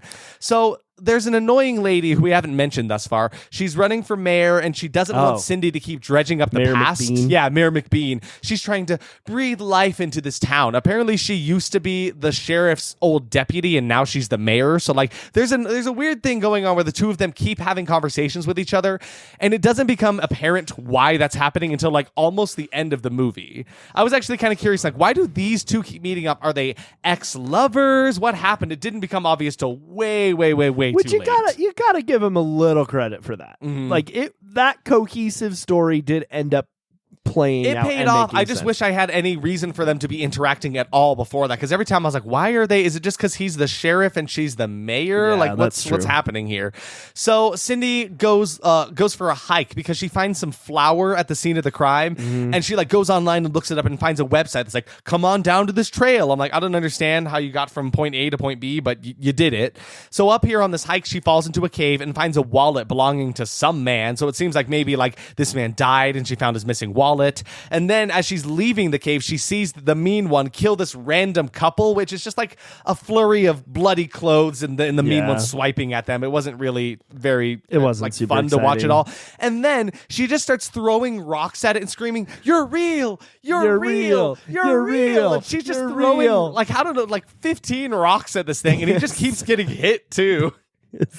Why did they do that? It was the silliest. Like, it felt like her bullying someone. You're real. Yeah. You're real. You're real. Awfully silly. And the mean one just kind of took it too. Like, it was really stupid. It was also our first full look at the mean one's face and like the makeup that they did for it, which looks okay. It looks fine. okay. It wasn't bad. I would expect to see that in like a community theater production of How the Grinch Stole Christmas. Like, that's the level of makeup we're Can you talking about imagine? here, right? That'd be creepy. That'd be very maybe not that one, but like, you know what I mean. Because it is creepy. Yes. It does its job. It of does being do a good job of creepy being a Grinch. creepy Grinch. But also the Grinch as a design is already kind of creepy. Yeah. It takes work And- to make him uncreepy. And really, all they did was add some blood and like kind of scrunch up his face a Yeah, little exactly. bit, make him look mad. Yeah, and see, and that's why another thing where I feel like it's a pretty easy concept that they could have done pretty well, because the Grinch as a character in his design is already kind of spooky. You would have to work to make him less spooky, right? But Cindy brought a camera with her, and she takes a picture, this like blurry Bigfoot-esque picture of the mean one like running away from the camera, and nobody would listen to her because after her mom died, she was like institutionalized for her mental health. Yeah. Which I didn't really like and didn't really become a part of it. Like, I don't enjoy the narrative of like, oh, this person went to like the mental health institute, so clearly they're out of their mind, right? Like, I hate that. that's so shitty. I like, really no. hate that. Support idea people and that getting help, narrative. God damn it. Why is that so hard? No, and that was actually a note I made from this movie. Like, it doesn't really like do a bad job at representing mental health, but it doesn't do a good job at making it seem normal. It certainly does not help make it normal at all. It No. only like feeds into Especially like the shitty stereotypes that already the exist. way the dad was talking about the PTSD and stuff at the beginning. Yeah. It just it icked me. kind of rubbed me the It wrong way. So then, with her blurry picture, Cindy starts putting up posters all over town, and it's got the picture underneath it. It says, "Have you seen me? Big, furry, green." So that's Those are the 100%. descriptor words. So what's the dating app for Grinches? It's Grincher. Grincher! Grincher, I hardly know her. Grincher, I hardly know her. Like, oh my God, imagine. So the Grinch got on Grincher. I don't know what. Max, I don't know what I want. Big, furry, green. And then like he drops the barking bit. He's like, Grinch, I don't think this is a good idea. It's me, your friend Max. I don't know if this is gonna get you a date. I just want love. I just want love. It sounds like Adam Sandler as the Grinch. Oh my God, you're right. I just want love. Help me. So yeah, the Grinch's Grincher profile just says big furry green, much like this poster says. And then added plus big dumper. yeah, big massive dumper. Big massive dumper. So we see a van full of people dressed as Santa with the words SantaCon emblazoned on the side of the van, and they're all drunk, they're all loud and obnoxious. And like right here, I'm like, I honestly hope they meet their maker real soon. I hope they run into the mean one pretty quick because they are kind of despicable. I mean, who has a convention in a broken down red van? A broken down red van in a broken down town that doesn't celebrate Christmas either. No.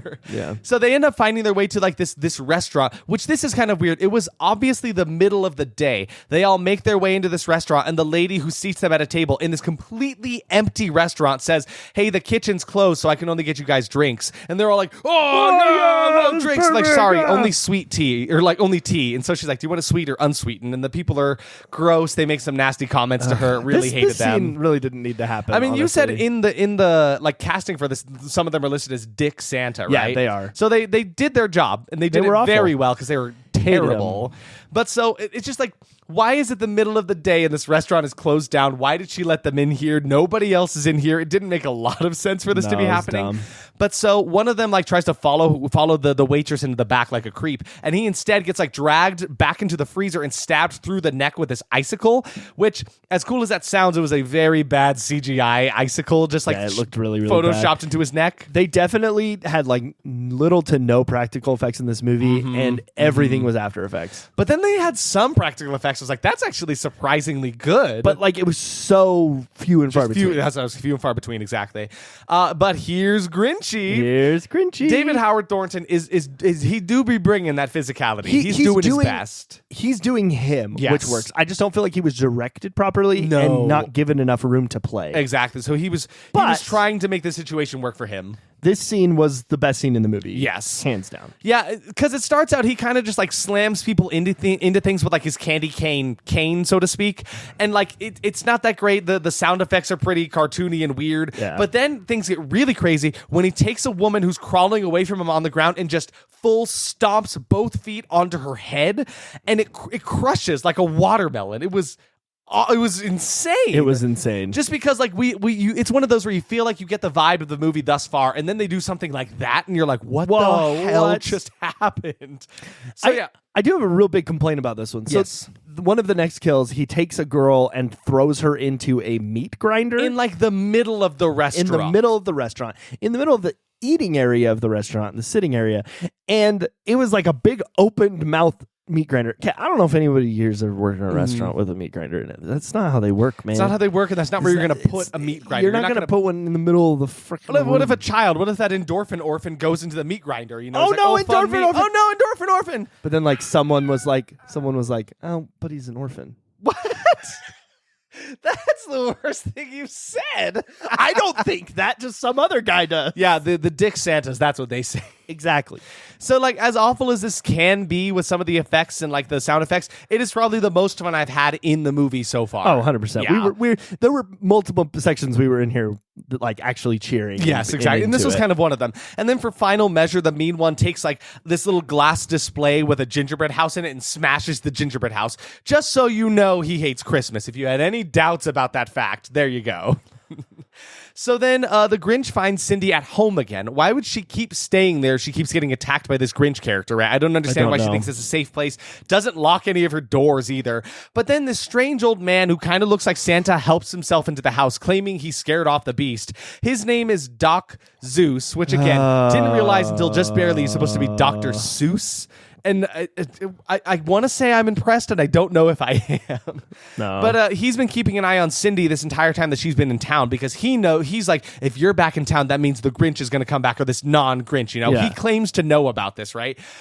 They go to a bar, and he starts talking about this character, and he goes, we call him the, and before he can say Grinch, just before he says it, some lady at the bar shouts out an order for Finch. I thought, okay, that's actually kind of funny. I do kind of enjoy that bit. He's pretty doing it. But it would have worked a little bit more for me if it had been like she was calling out orders the whole time. Yeah, like, Douglas, you know, Cody, come get your order. And then we call him the Finch. Mike Finch. Like, that would have worked a little bit more for me if they had done it that way. But so he's like, he goes by many names. We just call him the mean one. I'm like, yeah, can't be battling that copyright. No, of course not. So we get a bit of his story here. We see a flashback where the mean one killed this guy's wife because she was going to deliver Christmas presents, and he was like, she should have been safe. She was delivering them out to Texas, way out of town. There's no way. But then as she's going to drop them off to the mailbox, the mean one just like rushes at her and completely cuts her in half. Totally eviscerated her. And like the effect was actually kind of whack. You see her like her body split in half lying on the ground. That was one of the like kind of good bits of practical effects they had in this movie. Yeah, it was good. Because you just see the top half of her torso with her spine sticking out the bottom of it. Like, wow. Wowie wow. That was kind of insane. Pretty grody, though. They do the Finch bit again while they're at the bar. I'm like, okay, the second time kind of worked. The second time worked for me a little bit more. So the young deputy police guy who's got the hots for Cindy went back to that cave, and he just found more wallets, probably belonging to missing people. And why is it that's the only thing that is left over from all of these people is just wallets? This scene drove me insane, though, because like, what is it called? He rappels into this cave. Yeah, like he's fucking spelunking or something. At the beginning of Mission Impossible 1, he's freaking Tom Cruise. And then later on, he's able to just walk out the front of the cave like it's no big deal. But while he's in there, he finds like mangled body parts under a tarp. He finds a plush dog with a single antler on top of it. So there's Max in this movie. And I'm honestly okay with that because I was really worried that they were going to like do something bad to a dog in this movie. So thank God, no dogs being harmed in this movie. It's just a plush Max. But we see the mean one walking around, and he kind of doobie got that mad dumper. Kind of doobie, a little bit got Matt Dumper. That's not English. None of that is English. Yeah, he's dragging another body into this cave, and you get a little bit of cake, just a teeny, tiny bit. Everybody knows we're talking about someone's butt. That's a butt. It's a booty. A butt. Bootius Maximus is what we're talking about here. Ass. Butts for... David Howard Thornton is doing his best in the subpar costume. Like he's doing a lot with like his facial expressions too that I really enjoyed. Yeah. But he's really, really trying his best. So anyway, now Detective Burke is like believing Cindy a bit more, right? And we have this like obligatory forced romance scene between the leads. And then Cindy's in the shower all of a sudden. And then she's shortly joined by Deputy Boy. And I was a little uncomfortable with this random like kind of sex scene between the two of them in the shower. It also lasted very long. It was very, very long. Very long. But then it is ended pretty abruptly because the mean one comes in and just kills Deputy Burke in like one slash. Yeah. But just kidding. It was a nightmare. It was just another nightmare. So who knows? It's also one of those where like, I'm not even sure how much of that happened, which I think is like, they want you to think that Cindy's going out of her mind. She feels so crazy. But then Cindy's whole character takes a stark turn because now she's having some badass montage of her training to kill the mean one to some underscoring of like a rock version of Carol of the Bells. Yeah. And so now she's had some epiphany and now she's in this great mood. Like, why is it taking her so long to seek vengeance against this killer? Killed your mom, it killed your dad. Like, why are you just now being like, oh, I should kill this guy? That's kind of like, that's step one for a horror movie, you know? Cindy was on fire. Her brain was abuzz, but fear took away reason, as it so often does. So meanwhile, Detective Burke is looking into this mountain of wallets that he has found. It's so funny to me that that's all he got of evidence from this cave. It's just like, oh, this person's wallet and this person's wallet. They're all intact. They've all got their licenses in it. Perfect. Love that. It's some high octane mean one murder training here. Yeah. If I do say so myself. There's a strange scene that was fun, but didn't make a lot of sense why it happened. The mean one sneaks his way into a diner. And there's a cute little moment where he's doing that little sneaky with like the tips of his fingers. I did like that. That was fun. He's like a cartoon. I did enjoy that. I don't understand why he is here, because he goes to the owner of this restaurant who is talking on the phone to somebody. He's like, I ordered a box of bell peppers, not an order of jingle bells. Yeah, and he's just like holding bells in his hands. Like, okay. That doesn't... Derek, learn me here real quick, because what the hell is that? Stupid as fuck. This is stupid. I hate this a lot. Who gets a delivery at closing hours at it was 11:30 at night of like a broken down cardboard box getting taken in by some random guy on some random truck of a box of just bell peppers. Yeah. This is the stupidest thing I've ever heard in my life. It's not realistic. It's not real. And plus, what food service establishment is gonna have? I'm getting real close to Isaac now because I'm mad. Why would they have jingle bells? And why would anyone be like, oh, the bell pepper? Haven't you ever done that? Haven't you ever put in a food order at the restaurant you work and you're like, oh, do we need bells? No, we got enough bells. We can probably skip it this week. We got enough bells to get us through another week. But so then the mean one comes in, stabs the owner in the head, and then just hacks all of his limbs off in like one swift motion with like a meat cleaver. This practical effect did actually look pretty good though. It looks all good. His body's getting segmented. It was fun. It was good. Not incredibly realistic. Like Derek mentioned, it would take a lot more to hack a body part off with a meat cleaver. But it was a little meat cleaver. If it was like an actual full-size meat cleaver with some weight to it, no. But so he kills the owner of this diner. Then he puts all of the pieces in a box and he puts a little bow on top of it. And that's all that happens with that. It was fun. I did enjoy it. I don't have any idea why that happened at all. Yeah. Is it just because the dude got jingle bells? I think that's it. And that's why he was attacking him? Oh my God, I think that's it. It's got to be why, right? Just again to further prove, like, if there's any Christmas in your town, he will find you and he will kill you. No He's Christmas. The Liam Neeson of Christmas. Do you have any Christmas? Because if you do, I will find you. And I have a very specific set of skills. Very specific set of mostly Christmas-related skills. And when I need you, I'm trying to do my best Liam Neeson. And when I will ride my boy Max down to you, and I will find you, and I will unchristmas you. I will Xmas you. I will Xmas you. That's it. That's really good. So the town's sheriff, who we haven't talked a lot about, he was there the day that Cindy's mother died. Right now, he's like older. He's got a full beard that's all white now, just to show you that he's older in this case. He's been meeting with the mayor this whole time, right? And it's evident now that they are hiding something. Like, she used to be his deputy, and they're like, we need to tell the truth. He says some stupid, like, they have a stupid exchange between the two of them where he's like, the truth is going to come to light, the light of day soon. And she's like, then extend the night, is what she says to him. That is the most ridiculous exchange in this entire movie. But so, meanwhile, Deputy Burke is looking into the website, the town's website. It's like, come on down and hike up in Newville. Every person that went missing whose wallet he found was some hiker. Some random hiker. And this was one of the worst effects in the entire goddamn movie. I love this effect and this so much. Hilarious turn of events. We see that the last pictures that all of these hikers posted of themselves, the mean one is like way in the background, horribly photoshopped into the background. And there's like 7 of them that they show. Hilarious. It was so funny, but for the wrong reasons. And we, on our social medias, we're going to have some pictures of those. We'll make it happen. I can probably do as good a job as they did. You should find one from the movie if you can. Like, it was just so funny. It's so bad. It was so funny. So bad. So, but they do find out through some like weird, they find some way to find the IP address of who owns the website, which I don't think you can do the way they did it. Not the way they did it. But they find out that like the sheriff and the mayor are the ones who own this website. So then Burke is like, she's been luring people here to town to their deaths. No. I was like, oh, okay, cool. I'm not sure how you jumped to that conclusion quite, but all right. Cindy, meanwhile, is geared up to go kill this beast. All her weapons are Christmas themed too. She's got like Christmas ornament grenades. She's got like a shotgun that's painted like a candy cane. Like, she's really leaning into the whole thing here, which I guess makes sense if she's trying to lure the mean one to her. Yes? Yeah.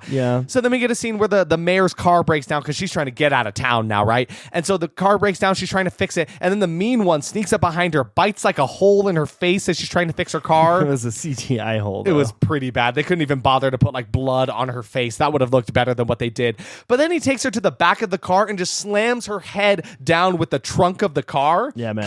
Kind of brutal. And then it decapitates her. Super brutal. I did kind of like the whole time she's been handing out little stickers for like, vote for Mayor McBean, you know? And he put like one of her stickers over her mouth on her decapitated head. I liked that too. I did kind of like this. I do wish though that these kills were a little more Christmas themed. Yeah, we were talking about that during it. Like, all of the kills just felt like kills of convenience. Yeah, exactly. Like, that was one thing I liked about Jack Frost. Yes. Is like all of those kills were very Christmas and themed. it makes me like Jack Frost more, knowing that, like, you know, they went the extra mile to make them very corny, campy, fitting in with Christmas. Like, I actually really did enjoy that about the movie. It was a good time. So then Burke goes to the sheriff to confront him about the website and what's going on, and he just immediately tells everybody what's been happening. So it turns out people were vanishing for years after Cindy's mom died, which he claimed they weren't. He's like, no, that was the only kill that happened. And then he saw it with his own eyes, and once he knew what it was, he started to feed it. So they're luring hikers to this town in order to keep this beast fed so that it doesn't kill the townsfolk. Yes. Because this sheriff is big on his high horse about, like, my people aren't gonna, I'm protecting this town. So he doesn't care who dies so long as it's not the people in his town. Yes. Like, not on my watch, not my people. Oh, I don't care if it's a person from another town. Who gives a shit about that? But if it's my people, absolutely not. No.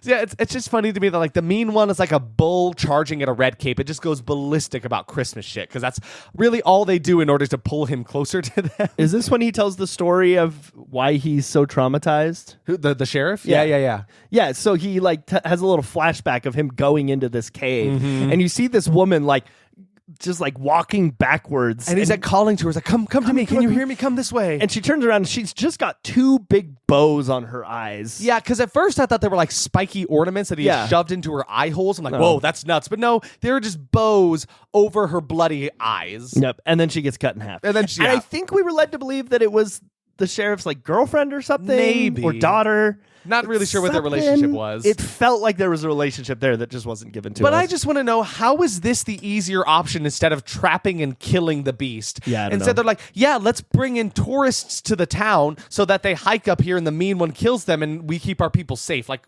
what? We mean, I don't know. It's just stupid. It's very dumb. It's very, very dumb. I'm trying to validate it in some way, but I can't. So Bert goes into the mountains to kill the mean one. Cindy shortly follows. Like an idiot, he falls into a bear trap. Then the mean one approaches him, and then Bert shoots him with his gun. Then the sheriff actually showed up. He's like, I remember, I protect the people in my town, and you're a part of my town. I'm like, you're not a hero anymore. You're kind of the bad guy right now. And he dies pretty quick. He's like singing a Christmas song, shooting blindly into this dark cave. And we get these really cheesy shots of like the mean one clearly just sitting in front of the camera when they flash a light at him. He goes like, hey, he just makes a face and like dodges out of the way of a bullet. That was so dumb. It was really, really dumb. But he dies. And so then Cindy and Doc Zeus drag Burke back to the police car with his broken leg. And then Burke is like, it has to be you. You have to be the one to kill it. And she like almost looks straight at the camera and says, time to roast this beast. Just like you mentioned earlier, because goddamn. Nightmares made it hard to know what's real and what's fake. But Cindy found a mission now that she's fully awake. When leaving behind both our fears and our sorrows, remember, nights get real dark before brighter tomorrows.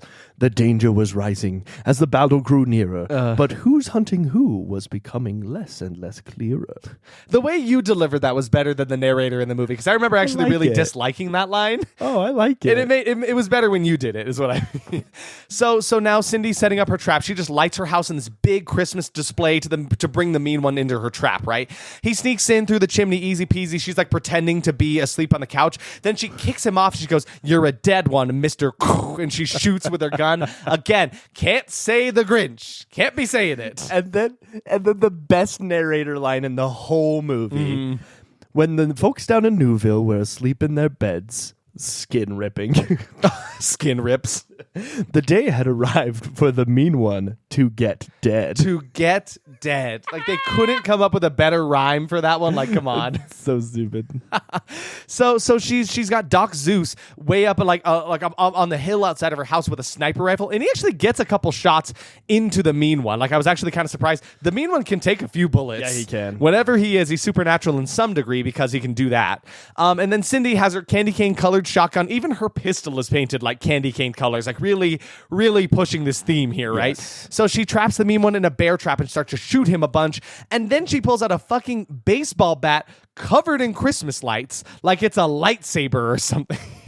And like they even had like lightsaber sound effects to try to make it like seem like it was a cool battle between the two of them, because he's got his candy cane, she's got her lightsaber, and it's really stupid. It's a really ridiculous battle. I wrote here, I'm like, just end the movie, please. Yeah. She hits him with an ornament grenade, but that still isn't enough. This guy can really, really take a beating.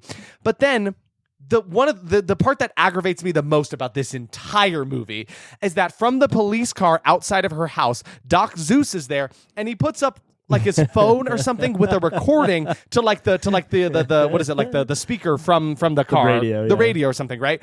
And he emits this recording of some children shouting Yahoo Dore, which for some reason hurts the mean one. Like he's like Venom in Spider-Man, how he reacts to certain frequencies. It's like that, but with the Grinch. I'm like, what does Yahoo Dore.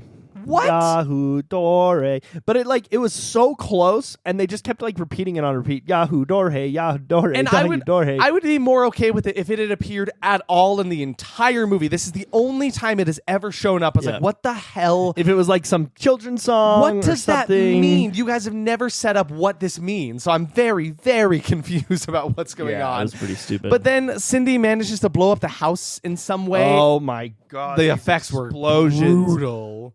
Awful. Very, very I haven't bad. had the chance to talk about bad explosions in a while. Here you These go. explosions were bad, awful. Man. Very, it was like very one bad. out of explosion. It was so bad. Very bad. Hated it very much. So then, but like the house blows up, but then the house is still fine. It's just kind of on fire. But fake fire. Fake fire. Very bad fire. So then Cindy's like, she's got the mean one right where she wants him. She's about to deliver the killing blow, holding a knife above her head as she's about to stab it into him. And then she finds out that the mean one kept the necklace that she gifted him all those 20 years ago. Yeah, because I guess we didn't mention that. When she saw him, she's like, Santa, why? Why, Santa? She gives him a necklace that she had made. Yeah.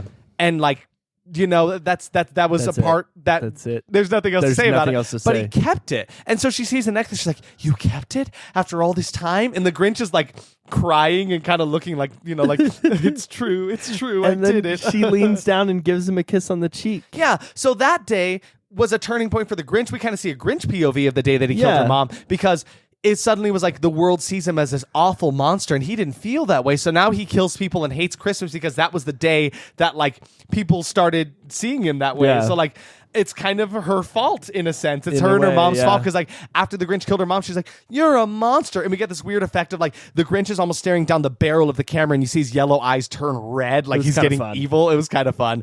But anyway, yeah, she gives him a kiss on the cheek and says, "I forgive you," and so then you start to see this is absolutely the best part of the movie. This made pretty much all of it, like at least mostly worth it for me. You remember how the story goes? Yeah. At the end of the Grinch, his heart grows 3 sizes that day. So his heart starts to grow, really growing, and it starts to look like it's actually hurting him a little bit. And then his chest explodes. His heart explodes, killing him. And we weren't completely sure that's what had happened until the narrator said, "We know that his heart grew 3 sizes that day, just as is poetic when it happens that way." Oh man, it's incredible. That was the most realistic thing that has happened in this whole movie, and it was my favorite part bar none. It was hilarious. But then I thought the movie could have ended there and it would have been fine, but there's a little bit of like after, what am I trying to say, like a prologue? Prologue. Epilogue. That's what I mean. Epilogue. So that Bigfoot photo of the mean one that she took forever ago, it goes like viral, and so there's like this scene of like all these influencers online being like, "I'm gonna go out to Newville and try to hunt down the mean one. We're gonna find it." So now Newville is kind of like a thriving tourist town because people want to go and find basically this new Bigfoot character. Yeah. And so, now that the mean one is dead, Christmas is back in town, alive and well. And I just wrote, I've had enough of this Hallmark movie ending. Just end it. There's a line about how the feds took all of the information and evidence about the mean one's existence, so like nobody will ever know. And then the movie ends with Detective Burke and Cindy underneath a mistletoe. They kiss and say, "Yahoo Dore." in sequence. And so ends our story with holiday cheer. And they all lived happily ever after, at least till next year. And then the mean one screeches, like, "Rah!" So maybe he ain't dead. Not really sure. I think maybe they want to try to potentially do a mean one too. I don't know. They're trying to really ride on the coattails of like what made the Blood and Honey kind of successful. 19 people died in this movie. 19 deaths, and I really only remember a couple of them. There were some standouts in the movie, but it was pretty brutal. So let's discuss our expectations where we ended up here. I said awful puns all the way through, and honestly, not enough puns for my liking. That could have elevated the film maybe a little bit if it had leaned into the campiness of it, which it really did not do. Yeah. Kid actors. I mean, oof for the one kid actor in the entire movie. Pretty oof, honestly. Yeah. I said the funniest parts is Whoville and the Grinch workarounds. There weren't a ton of, but the Newville and those Finch bits were pretty funny. I did actually like those. Yeah, and same for me. A horrible attempt at keeping it separate. Yeah, Mike Finch was like my favorite thing ever. Yeah. So. David Howard Thornton will be the standout, and sincerely, probably the only decent thing about this production. Like, was the direction he was given fantastic? No, but I think he was really doing his best, and he was like, the only good performance in this movie. Terrible puns. I'm going to go roast this beast worked for me, but I'm right there with you. Like, not enough. Really not enough. Yeah, I really feel like this movie could have been something if it didn't take itself so seriously. I feel like it like aired on melodramatic a lot of the time, and like that doesn't help it. I really didn't like that. I said no good kills, all covered in CGI. The CGI blood definitely ran rampant through this film, but there were actually a couple of enjoyable kills, namely the one where the mean one stomped on that lady's head. I still can't forget that one. Yeah. David Howard Thornton's going to be the best part. Yeah, but that isn't saying much because, like, we talked about him a lot. Yeah. But we talked about him more than the movie gave him to us. Yeah. Like, most of this movie was set up an exposition with the characters, not the Grinch. Not actually starring not the Mike Grinch, Finch. which was strange. And then my last one was the best part will be the ending when it ends. And I mostly agree with that. I was very eager for this movie to end, but I don't know, that bit with the heart exploding was kind of awesome. It brought it back. That really brought me it back there. for me. Then horrible blood CGI. Yeah, the CGI was overused. Mm-hmm. apparently had just never heard of practical effects except for twice. Yeah. And it just really bothered me. Yeah. So let's cover our surprises here. I was surprised at how little the Grinch was even in the film. Like we talked about that, right? Yeah. It feels like more time was spent on all the bland townsfolk and their problems and their traumas and all that kind of stuff. And then the Grinch would sometimes come and save us from the rest of the movie. I thought it was interesting with the twist of the mayor luring people into their town for their deaths. Not necessarily good and didn't make a lot of sense, but it was interesting. I wasn't expecting that to be a turn that was happening in here. Some of the deaths were honestly pretty shocking. Like I still can't get over when he smashed a girl's head like a watermelon, but others were fairly lackluster. There was a pretty wide, like there was a scale here. There was like a wide sliding scale of like, you know, where the kills were, be they very boring and bland or like kind of shocking and good. When the mean one's heart grew 3 sizes that day and exploded, that was an incredible turn of events. We yelled. We cheered. We were shouting about that. That was actually really, really good. And then my final one was just Yahoo Dore. What the fuck was that, guys? Hey, my first surprise, Yahoo Dore. What the fuck was that? That scene in the diner also was just, I wasn't expecting how much that much fun with the scene. I actually didn't expect the plot twist of them luring the people into the mountains. Yeah, that was pretty surprising. Again, like not good, but surprising, right? Yeah. Some moments were so close to being good. That was a surprise for me. Like there were a lot of moments with the Grinch specifically that I was like, it was almost there. We almost just, got it. Give it to me. You wanted to give it to me. Another surprise is the narrator for me. You said you weren't super big on his voice. I really liked it. Every time he started talking, I mean, obviously because I've been doing it the whole time, but I really enjoyed that. I only had issue with him in that one line delivery. The rest of the time he was really good, actually. He's probably one of my surprises too. He was great. And then the heart explosion was just so good. Loved it.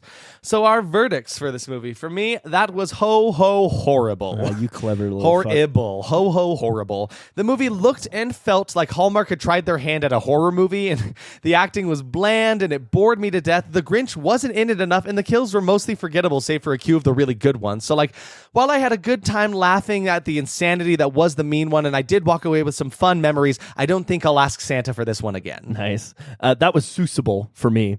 And then my review. Oh, give it to me. Not quite Terrifier and not quite horror. Not quite Christmas and not quite borer. I could have been asleep in my bed, but was found watching this movie instead. So all girls and boys that haven't been naughty, go watch The Grinch instead of this shoddy. I'll say it once, I'll say it twice. That wasn't good, even in our horrible neighborhood. That's beautiful. That's really good. I actually like that a lot.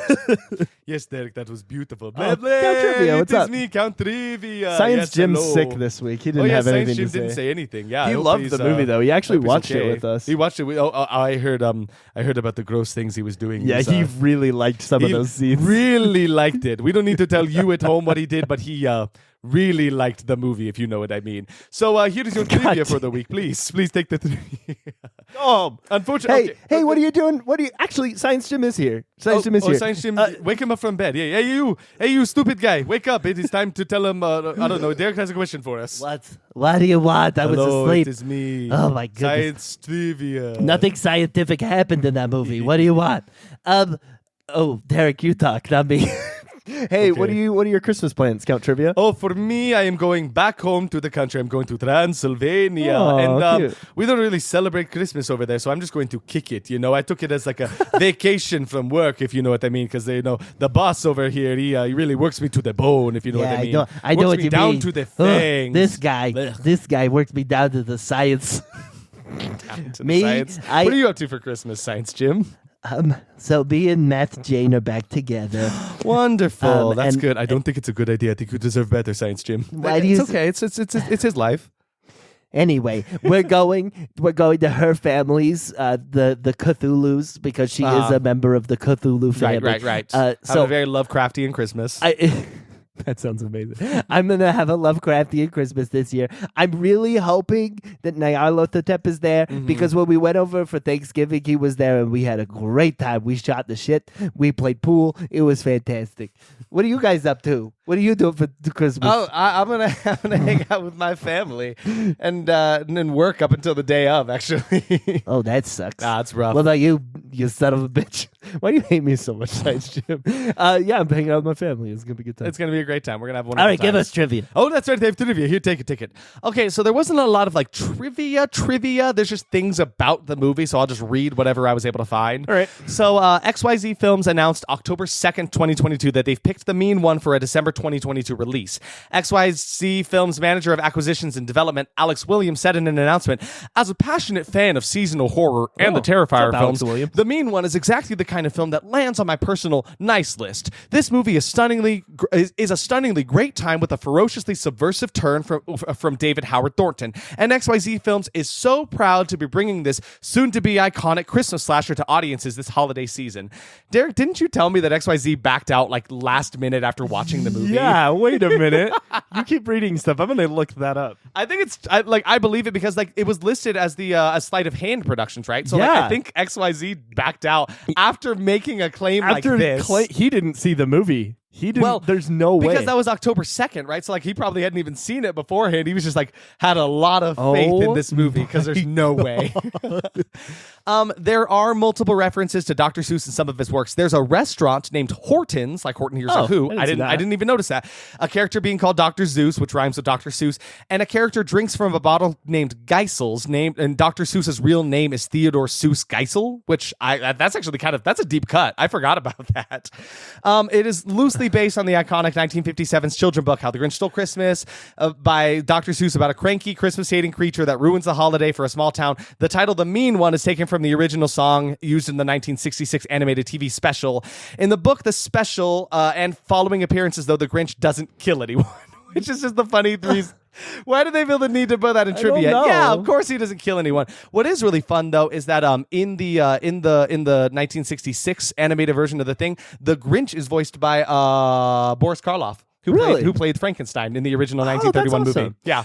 Which I actually didn't know. Did you find something about the... I did, yes. Yeah. So on October 7th is when he said that. He announced it. He said, this is a great, I'm a big fan of Terrifier. This is going to be fun for the holiday season. Then a month and a little bit later, on November 23rd, about a week and a half before it was released in theaters, it was announced that it would be debuted with Atlas Film Distribution, and XYZ was never mentioned. They just took their name off of it. They didn't even make a statement. Man, really they didn't bold say anything. Claims. They just took their name off to just say like this movie's going to be so good, and they're like, no, never. Hey, never mind. Scratch that from the record. Anyway, so and then the last trivia I have. Another one. It's not very interesting. This is the third Dr. Seuss production to not be produced by Illumination and distributed by Universal Pictures after Horton Hears a Who from 2008 and Green Eggs and Ham in 2019. This is also the first one that's not for children, which, it's not for kids. Don't show your children this one. Absolutely. I mean, I think most kids would probably be fine. So next week we're done. It's over. We did our Christmas celebrations, our holidays, our Hanukkahs, all of the above, and so now we're back into your regularly scheduled programming. Yeah, so dude. I chose this one actually suggested to us from a little friend of the podcast, Trey. What's up, Trey? Trey says we should watch The Mummy from 2017, which I mentioned it once. Was supposed to be the start of like a dark universe for Universal. They were going to do the Wolfman, the Invisible Man, Frankenstein. It was going to be the beginning of something really, really big. And then The Mummy came out in 2017, got a 15% on Rotten Tomatoes, and they scrapped the entire idea. They were like, you know what, guys? Never mind. We forget it. Which sucks just like because XYZ stepping away from the mean one. Really, though. And it sucks because like they had them cast. They had all of these other movies already picked out and cast. I remember they did like a photo shoot with all of the actors that were going to be in the dark universe, and then it never came to light, which makes me a little sad. Did you see it? No, I didn't. I actually you saw it in theaters, I saw it right? in theaters, when That's it came nuts. out. Because I was not 10 years old when this movie came out. Just kidding. But yeah, so catch us next week, back out of the holiday seasons. Hopefully, you had a happy new year, and we'll watch. We'll talk about The Mummy from 2017 with Monsieur Tom Cruise in that, and Russell Crowe and Jake Johnson. I forget all the people. Jake Johnson is in this movie, and Marwan Kenzari. Okay, this is gonna be quite a time. I don't know. So I hope you guys have Javier Botet is set. Javier Botet is in it. Oh, that's pretty cool. I'm actually into that idea. I love him. So anyway, I hope you guys have a happy new year. We won't see you until the next time. And, it's a new year, new me, So maybe this new you wants to follow us on social media. Yeah, if you haven't already. Maybe tell your friends. Yeah, tell your friends, please. We're on Instagram at that_was_horrible, Twitter at TWH Podcast, Facebook at That Was Horrible Podcast, YouTube at That Was Horrible, and now TikTok at That Was Horrible. Looks like That Wash Horrible, but that's up to you if you want to say that. It's everybody. Science Jim here to say I love you. Merry Christmas. Mwah, mwah, mwah, mwah. Thanks for making me exist. And it's it is wonderful. me, Count Trivia. I hope you all had a merry, scary, merry Christmas season, and you all have a happy new year, and we will see you next year for more fun and hilarity and scary bits, all the gore. Yes. Please tell your friends. Come on back. Yes. Bye. Yeah, bye. Stay spooky. Stay scary, Stay spooky. be merry. Stay scary, spooky. be merry. Goodbye.